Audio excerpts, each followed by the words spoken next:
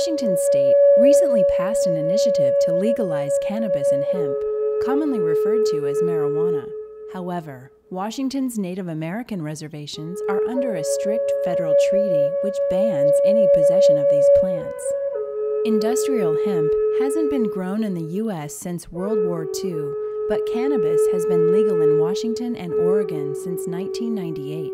State lawmakers now have until December 1st to implement their new regulations for growing, processing, and distributing cannabis and hemp. Our agriculture was our biggest industry. Since we don't have the apples and things like that where we used to, they don't do it anymore. A week ago, if you were to ask me, what is hemp? I couldn't tell you. But I looked into it, I investigated it, and I said, wow, that's incredible. I mean, there's oils, there's clothing, there's rope, there's bricks, they even make lumber out of it. I guess it's just lack of knowledge, the difference between hemp and marijuana in general. And so once we start talking hemp, you know, we lose half the ears at our council table sometimes because they associate that with marijuana, and no way are they going to even look into that. You know, one of our biggest resources is our land base. We've got 1.4 million acres out here. A lot of it is in arable land, so hemp could definitely benefit us economically. It's not something anybody was going to invest in when the legalization of hemp growing was just kind of something off in the future. I challenge anybody to go on to the Colville Reservation or the Spokane Reservation and tell me that they don't need a new industry or new jobs. Our timber is being depleted, so we need some kind of sustainable crop, and that would be hemp.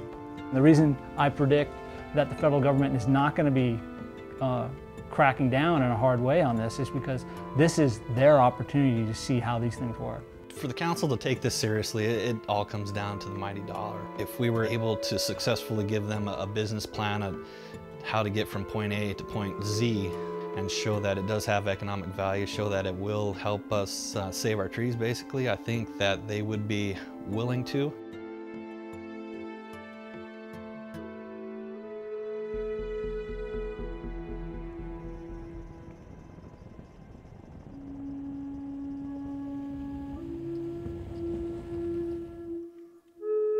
This is a place where 75 years ago, when World War II was going on, they were handing out tax stamps. This could have been a place where they could have been growing hemp. Any place has potential to grow hemp. It would make me very happy to see all fields full of hemp. In traditional Colville Indian mythology, deer, salmon, and hemp plants are gods. When I got cancer, everybody was saying, well, don't forget to eat a teaspoon of foam berries a day. It'll help keep the cancer away. She has cancer in most of her bones in her body. And she's running, and she's had it for 7 years. Right up there by that tree up there, Jennifer, right straight ahead. There's a lot of people on a reservation who have arthritis. A lot of them it's caused from lupus because we got so much lupus here. I can point in any direction, and I'm going to be pointing at something that we use. We pray for our children and our grandchildren and our families and the people that are sick.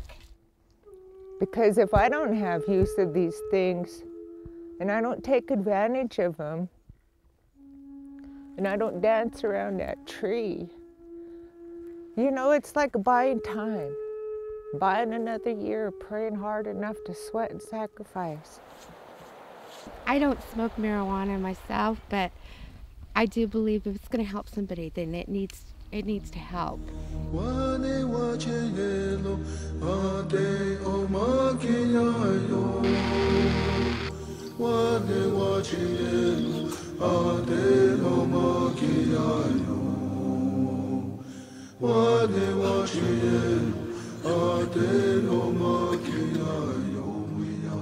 It's not just for my arthritis, I have seizures too. So it helps me with not just my RA, but it helps me with my seizures as well.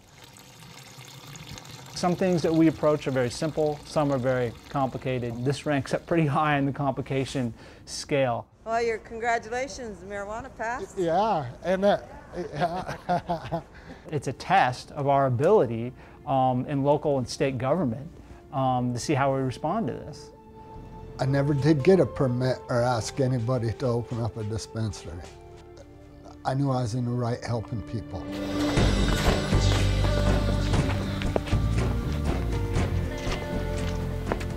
My brother, what's up? Hey, good to see you. Let's just chat. What you been up to? Oh, just riding the cancer trail, you know. Just whatever the body tells me to do, that's what I do. This is, they call it RSO, Rick Simpson oil. Okay, and just lick it. Or put it on your finger or whatever. You're the only one that's going to be using it. Lick the damn thing if you want. A big part of using all of the medicines is that we have to believe in it. It comes from the earth, I believe in it. I know that our ancestors of the past used marijuana for medicine. You know, I take a lot of pain pills and all that kind of stuff, and for the cancer pain, and at times that stuff doesn't work. So then I go to the pipe. You take care of yourself and continue on your journey the way you're going. You're doing something good and wonderful for the people.